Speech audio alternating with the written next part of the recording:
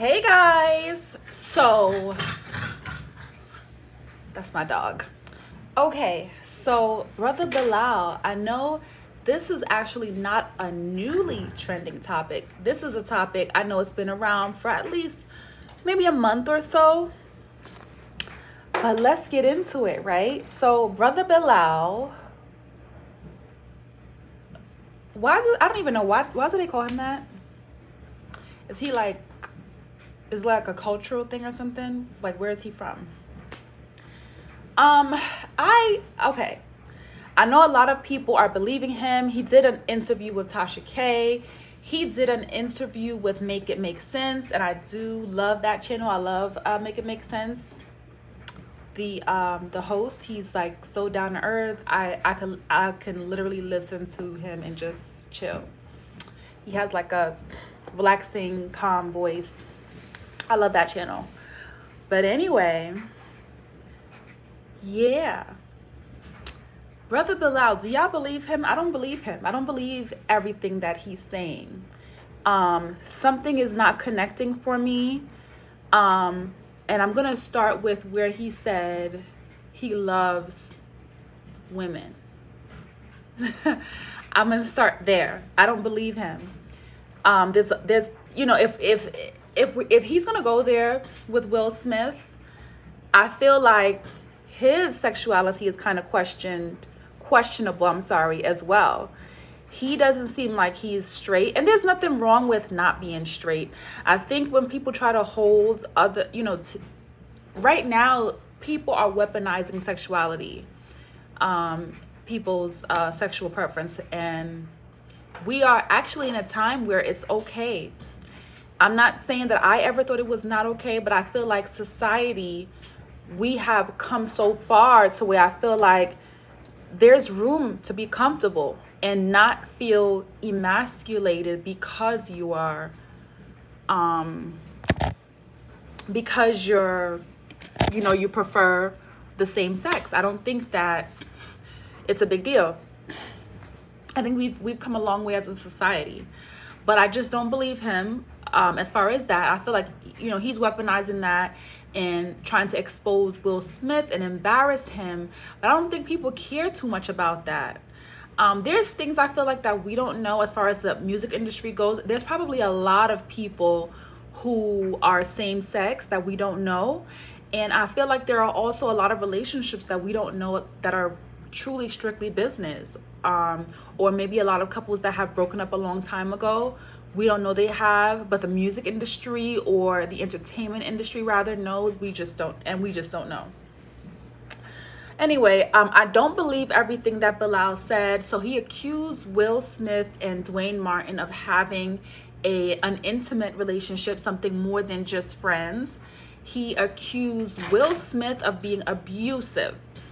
Now, it's funny because the public has now viewed the relationship between Jada and Will as if Jada is kind of embarrassing and abusing Will, not necessarily physically, but just in a way that is like manipulation and things like that.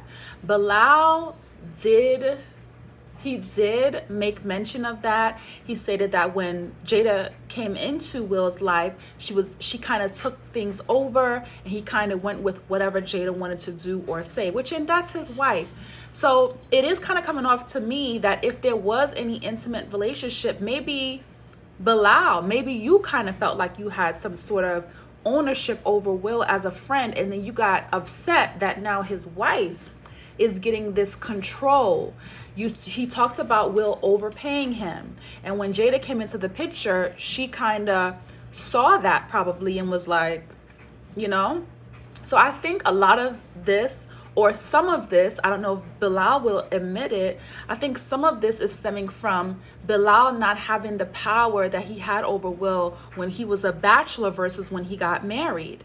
And I know Will Smith has been married twice. He married the mother of his first child at first, and then once he got a divorce, he got married to Jada. But maybe that woman did not insert herself in the way that Jada did. And I'm not saying that Jada's doing it right and the other woman did it wrong.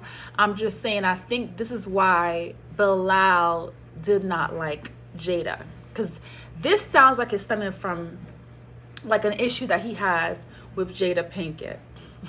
So the rumor in regards to the relationship between Will Smith and Dwayne Martin has actually been around for a long time. It actually came up when Lisa Ray was getting her divorce as well. So I don't know if there's any truth to that. I really don't care if Will Smith is gay or not. I really don't care. I wouldn't look at him any differently. The interviewer for Make It Make Sense also, tried to get down to the bottom of, okay, well, you are supposed to be his friend of, 40 years, I think was the number. And, a lot of people are going to be looking at you. What do you have to say about you being, looked at as a friend, but then doing something like this? And so from my understanding, it sounds like Bilal is saying that the reason why he ended up doing this expose is because Jada Pinkett and Will Smith were behind the scenes talking to people to prevent Bilal from making any progress in his career. So according to Bilal, he doesn't even live in the country anymore. He lives outside of the country, and he said that that's when Jada and Will realized it was serious. But my thing is, how did you get to that point? There's just missing pieces of the story. So he claims that he witnessed Will Smith have intercourse with Dwayne Martin. He said after that they wanted him to sign an NDA. He said he did not sign an NDA, but according to him, that happened years ago, right? So that happened years ago. You continue to be around Will Smith. You continue to witness things as alleged drug addiction, as being physical towards Jada, apparently, and some other things, as far as Jada's character as well. So you witness all these things. They allowed you to witness all of these things, and there was no issue. But to me, the issue came in when Jada wanted to hire Bilal, or Jada needed Bilal to do something for her, and Jada said she was not going to pay him. So that's where the issue came in. So my thing is, I still don't understand where this expose would come in. If you are asked for your services, then the person tells you, I'm not going to pay you. You simply say, I can't do this, or I'm not going to do this. And then you walk away. Or you continue to work with Will. Unless Jada was like, oh, you can't work with Will, or I'm going to make it difficult for you to work with Will. Okay, so now I can kind of get where you're going then. So if that's where it started, and then you walked away, and then Jada and Will started to make it difficult for you to progress in your career, and now here, and then he did mention that they were exposing him, that they were saying things about him to destroy him. Now we don't know who he did make a good point. He said we don't know who he is. So that is actually a good point, because he said we don't know who he is, which we don't. But in the industry, Jada and Will were calling people and speaking to people whom I guess who he would have been able to do business with had it not been for them bad mouthing him. Okay, so I do get it. I had to do it out loud, and okay, I get it. So fair game then. Fair game. This expose, if it's true, is fair. Because if that's how everything happened, where just because I don't want to work for you for free, you're going to start sabotaging me, then yeah, fair game. So allegedly, Jada says that they're going to sue. We have not seen any revelation or anything as far as suing. We don't see anybody getting served. We don't see anything going on there. But we will see what is to come.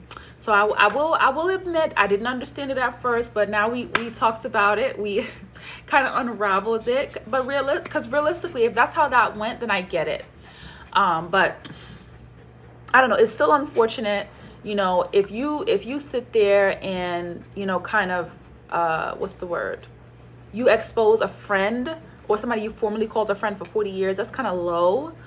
But I mean, relationships do change, they do transform. So at one point they were friends, and now, you know, obviously they're not, they're enemies, right? My dog is here. My dog is being so nuff. My dog.